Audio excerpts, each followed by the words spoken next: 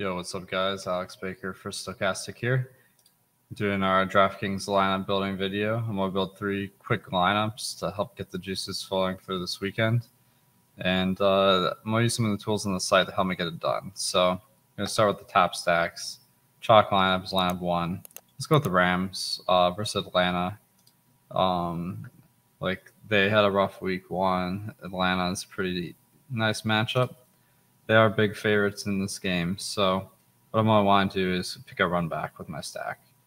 I tried building a lineup with Cup and Robinson. That was a little bit tough to make it work. So let's go with Robinson and Higbee. Hope that Cup has a good game, but just not quite enough to pay off 10K.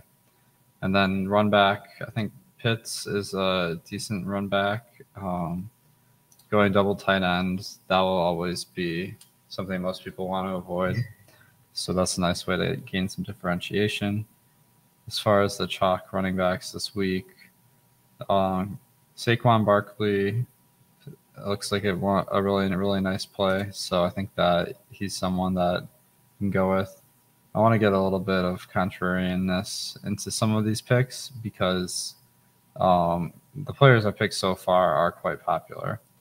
So let's try to get some sleepers. James Robinson. I think that it's tough to nail down a projection on him, given that he's coming back from injury. But he did get a majority of the rushing last week, so that was an encouraging sign. I still think Etienne's going to play a decent amount, but there's upside.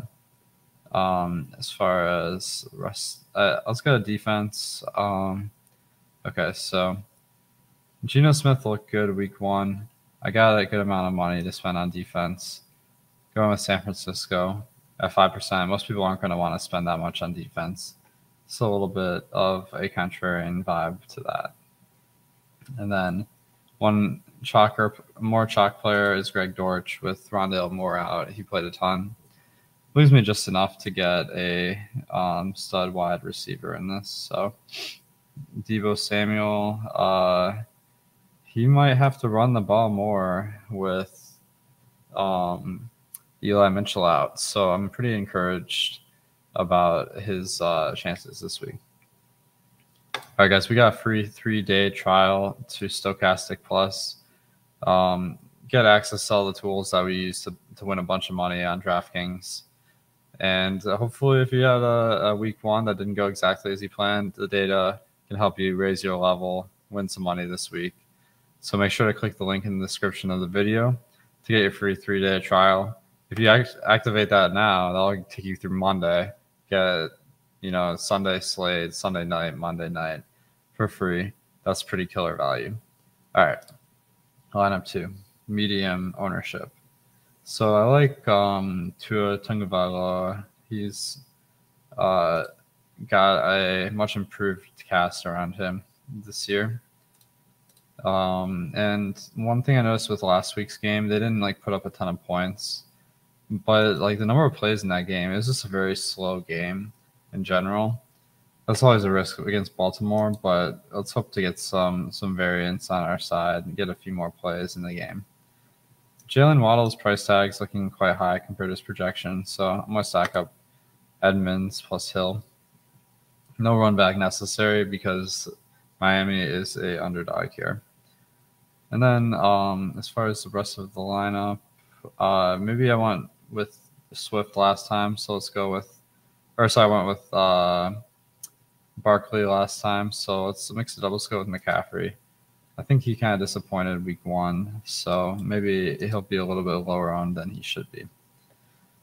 As far as wide receivers, I'm always kind of partial to the Patriots guys. Jacoby Myers is an extremely underrated player in the NFL, and he's always cheap. Let's go defense. So I think the Bengals super chalk versus Cooper Rush, but they're 2,200 versus a backup quarterback. There's not much more to it than that. Now at tight end, I actually don't mind the run back with Mark Andrews. As I said, you don't have to get him run back, but he is the top tight end of the week, given there's no Kelsey. All right. Now we got another wideout. Let's go with Russell Gage with no Chris Godwin this week.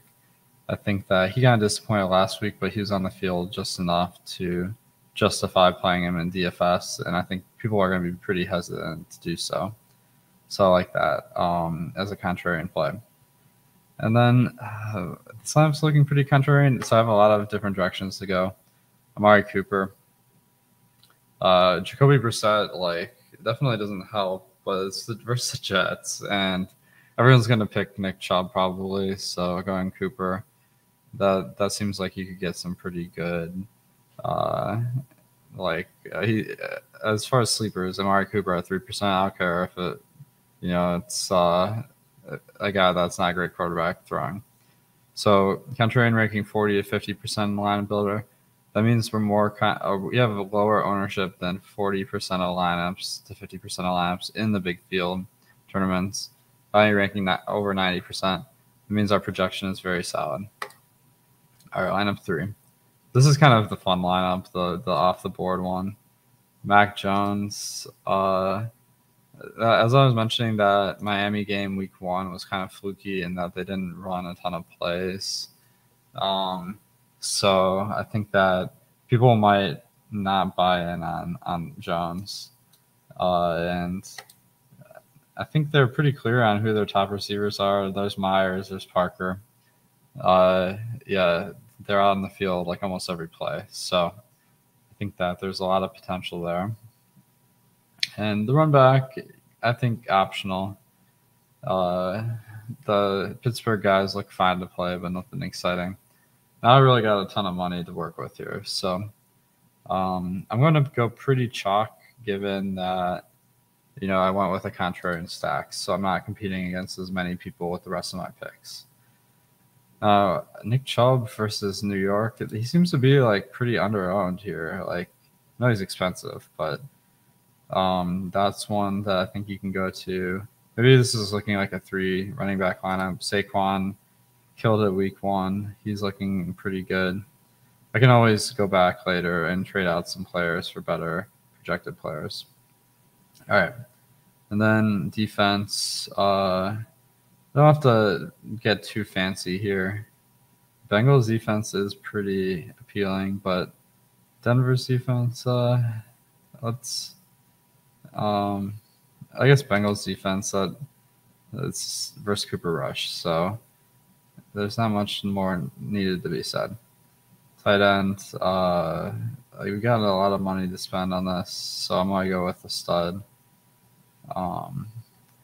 Let me pull up the boom bust for tight end because I don't remember exactly who the best tight end plays are this week. Kyle Pitts, Mark Andrews, Dalton Schultz. So I picked the Cincinnati defense, so I'm crossing off Schultz. Mark Andrews, I had another lineup, so why don't we put in Pitts? Okay. That seems like a solid enough plan. And then 6,900 left. I'm just going to look at the boom bust real quick. Find someone at 6,900. And we got CD Lamb. That's kind of tough given he's getting balls from Cooper Rush. Michael Pittman.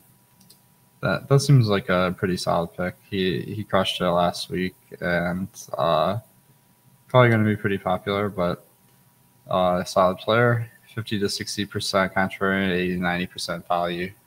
That all adds up to well over 100. So I did my job here. Hopefully this gave you guys some good ideas for how to build lineups this week. And if you're not already a member of Stokastic, click that link in the description and get a free 3-day trial. That'll take you all the way through Monday Night Football. So that'll help you win some money. All right, guys. Let me know if you have any questions in the comments, and good luck this week.